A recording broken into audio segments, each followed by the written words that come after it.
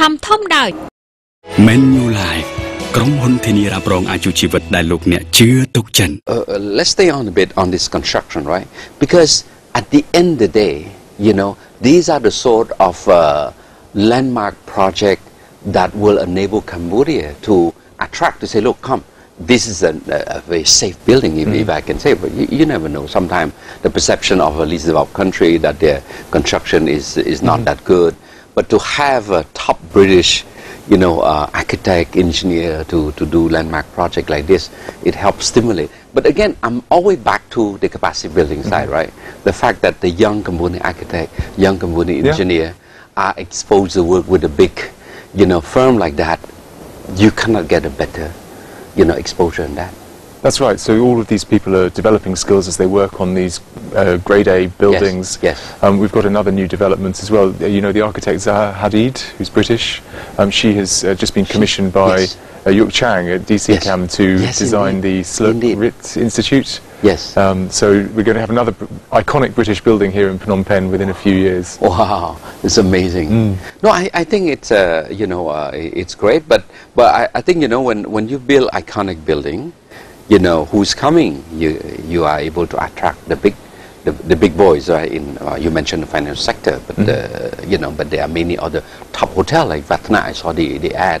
They were saying that now they are able to so many floors that they're bringing the best hotel, high end in the world, that sort of thing. You know, it's very important for the economic reputation, the business reputation, but I think it's more than that. It's about having a good building code so that all the buildings are safe, actually, not just the office blocks. But I'll give you an example of garments manufacturing. There was the terrible accident earlier this year in Bangladesh.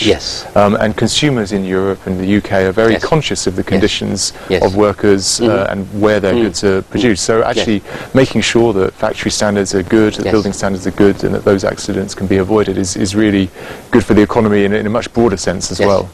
You know, I was at the Fung Global Dialogue recently, and the Lee and Fung, they're quite a big you know, trading house, and they're buying quite a lot from Cambodia.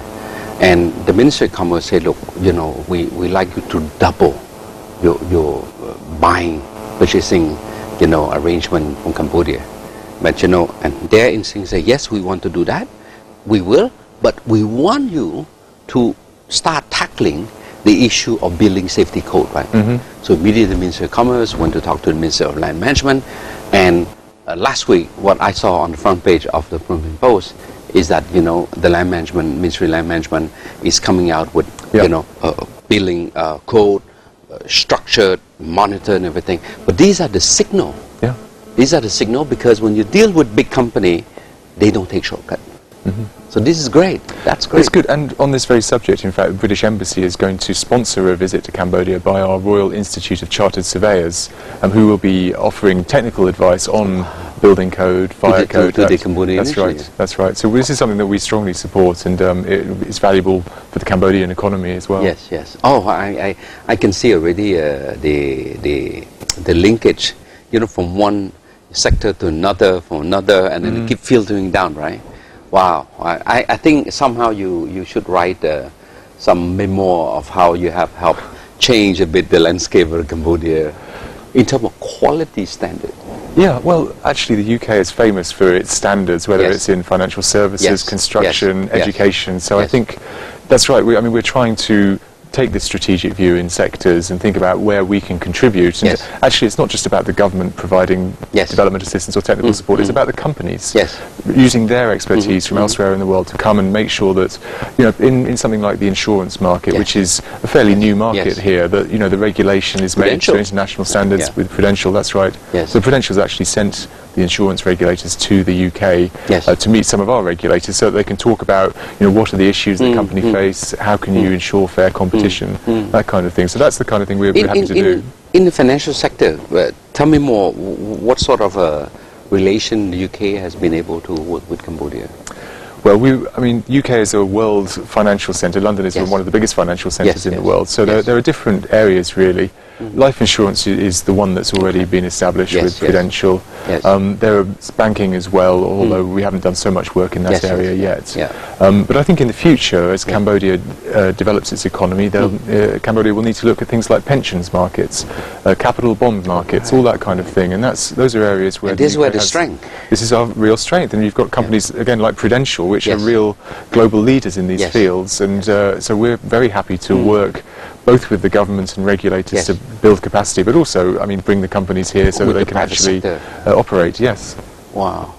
Well, this is exciting. Anything else you that have slipped your mind that you want to share? I guess I mean, on the trade side and economic side, I mentioned earlier, Cambodia was the chair of ASEAN last year, and I think the opportunities within ASEAN are really tremendous for Cambodia, not just because of Cambodia's geography, but because Cambodia has a very open economy. So I think the development of a common market in ASEAN through the ASEAN Economic Community is something that we obviously need to take very seriously, and I hope that in the future the companies coming here will not just look at coming to Cambodia for Cambodia's sake, but actually look at the region more than a series of individual countries, and that this will help all the countries. My friend, you touched on something that I've been trying over and over to pass to the Cambodian young entrepreneur and the business community. You know, a lot of them are fearful, oh my God, ASEAN Economic Community coming in 2015, we're going to be overwhelmed, we're going to be submerged, we'll be dead. Competition-wise, we'll be dead. I say, you have to think outside the box. You have to think, you know, you have to change your paradigm. You know, Cambodia is a country that has benefited tremendously from the WTO in terms of economic liberalization, right? So policy-wise, quite open, everything. Okay, it's a post-crisis country. You cannot expect to have all the equipment, the machinery, production overnight, right? But then, having said that, you don't really compete, right? Okay, so here is an opportunity that you should prepare yourself to partner with the big company who can come and overnight, maybe you're 5% shareholder or 10 or 15, doesn't matter, but you are part of a company whose standard is already there. And then overnight, you're in the big game. You are in position to be part of a high competitive, you know, environment that you can compete, you know, with in the ASEAN Economic Community, right? So to me, you mentioned that Cambodia is not anymore Cambodia in the ASEAN Economic Community. We are one of the gateway that we can attract company to come. In this case, if you're going to attract company, you might as well attract the best. Because through the best, you're part, you know, of the best, right? So this is great. It's good, and you're right about competition. The companies need to be competitive, but of course the business environment needs to be competitive as well. And this is also an area where the UK has one of the most open economies in Europe. We have very low levels of corporation tax. Our economy is now growing again. In fact, I think we're the fastest growing big economy in the world now. You're kidding? Yeah, it's we're through the recovery, and so things are looking positive in that front.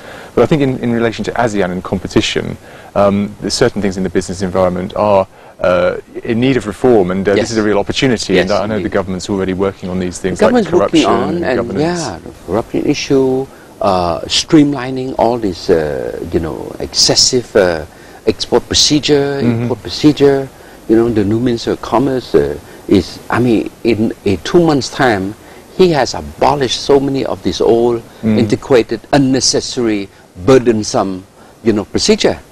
And company is raving now because we move toward automation, you know, and I can see that next year, for sure, you know, we will move up in the ranking in the World Bank doing business. Okay, you know, index. In the World Economic Forum, the Trade Logistic Index, we should be moving up 5 or 6 points, you know, ahead of the game, you know. Well, these are important indices, actually, because they're what businesses read. So corruption perceptions, ease of doing business. Transparency issue. That's right. Actually, I think the UK is now 7th in the world in terms of ease of doing business. So we, again, have some experience of that. We could learn. We could learn from some UK, you know. You have to mention to your successor, you know, to continue what you have started and help us in areas that can help our economy become more competitive. You know, no need to reinvent the wheel. No, of course, we have to improve all the time, so ourselves. So it's a win-win, really, in terms of companies doing business, to have a conducive business environment. So absolutely, we're happy to have that dialogue. Yes.